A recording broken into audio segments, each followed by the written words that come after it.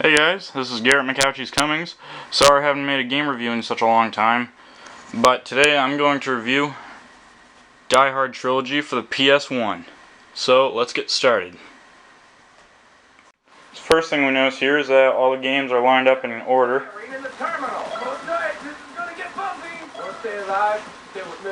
And also, if you look at the bottom of the screen, like it says slot number, and you can change them with the D-pad up and down. And speaking of saving and slot numbers, it works the same as like one of those new Super Mario games with a quick save. It's like you save it once and that's it until you well, it's temporary unless you overwrite it. And another cool thing is that in a game like this, it's also compatible with the PS1 mouse and the light guns, although as far as those go, compatibility-wise, it might be best to play it on the original PS1. That way you won't buy one by mistake for the PS2 or something like that.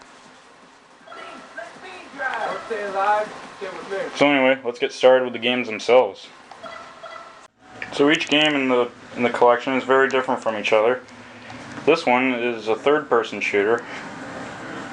You go around killing the bad guys, collecting power-ups, including health and guns, rescuing hostages and such.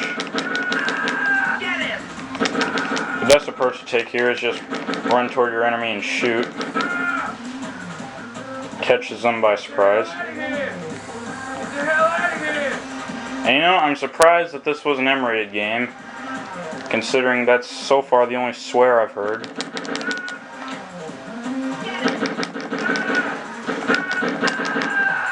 Well, then again, they were a little more sensitive to that kind of thing back then. So as far as guns, you get the pistol, which is what I'm currently equipped with, an assault rifle, a submachine gun, and of course, the machine gun. I've got a machine gun. Little movie reference there. You also get a shotgun and some armor. You get health power-ups, including some drinks, a hot dog, and some med kits. One being a full restore, one being like a fraction restore. And you also get grenades, which you can change equipped to change which one you're using with the circle button. Don't let him get away. In every level, you go to different parts of the building, usually ascending in floors.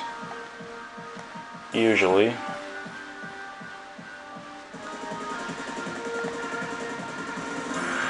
And in every level, there's a stairwell where the hostages escape to.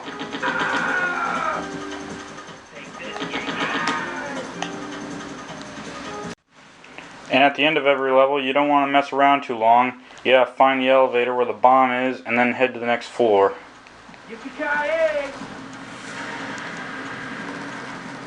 You only get a 30-second time limit to find it. And every so often there might be a bonus stage. Like after this level, you go to the top floor and then save as many hostages as you can so they can get to the chopper on the roof. And also, once in a while, you might get a bonus opportunity to save one.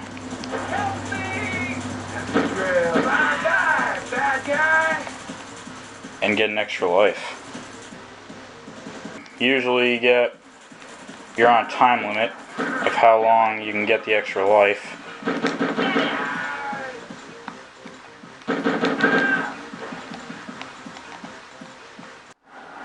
Now as far as Die Hard 2 goes, Die Harder, this time it's a first-person arcade shooter. And this is the only one that's compatible with the light gun, and I also believe it's the only one compatible with the mouse, if I'm not mistaken. And with the light gun, if you want to pause it, you plug in the other controller in the second port, and you pause it that way. You reload with L2.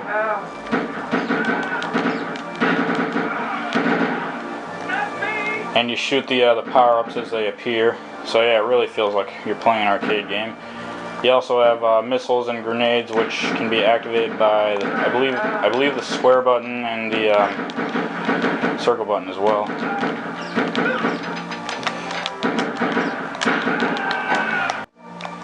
And this time around, you get a couple new weapons added to the table. Like right now, I've got an explosive shotgun.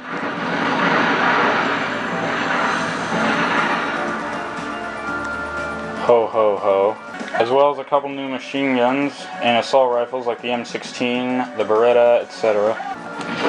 And also, with those crosshairs outlined in red, that means that they're aiming at you.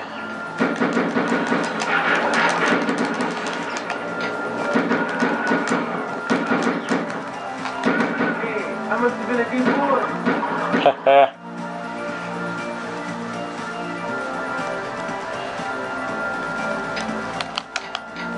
Sometimes with the background items you can take advantage to them, as you can probably tell.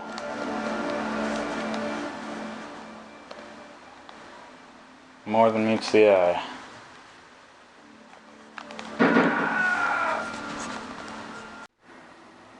In Die Hard 3, Die Hard with a Vengeance, you go around the city in a car looking for bombs put into random objects along the streets,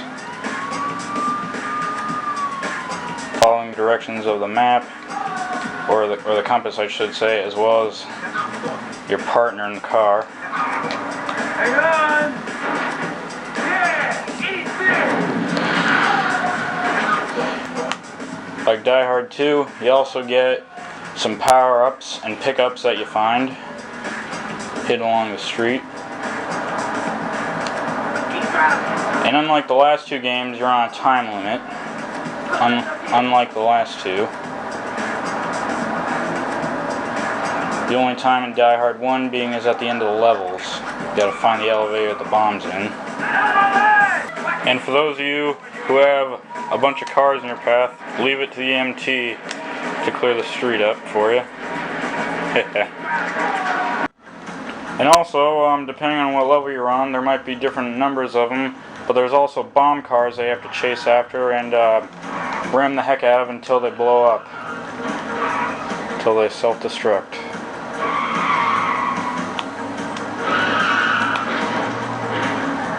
Although you can't ram them rapidly, or else it doesn't think that you're hitting it. Or taking health out of it, I should say. And also, a lot of the dialogue in this game kind of relates to the movies. And in this case, in the third Die Hard, how your buddy is always complaining and panicking in the passenger seat. It's a plus about this game. It's kind of funny.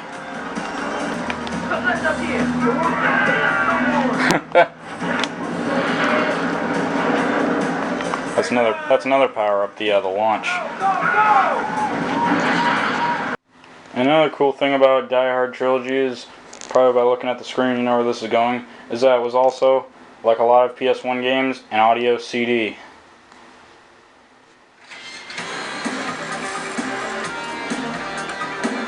I just wish the PS2, like the PS1, had some visual effects that go along with the music. So overall, it's a pretty good game. I'd recommend it for any shooters, first and third person alike, and especially if you're a fan of action movies, particularly Die Hard. And for those of you who really crave the arcade feel of a video game.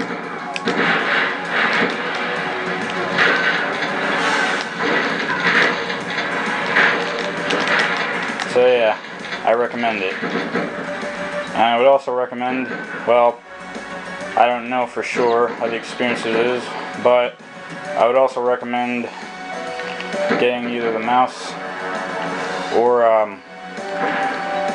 the light gun for the best experience of Die Hard 2, which is what I'm playing.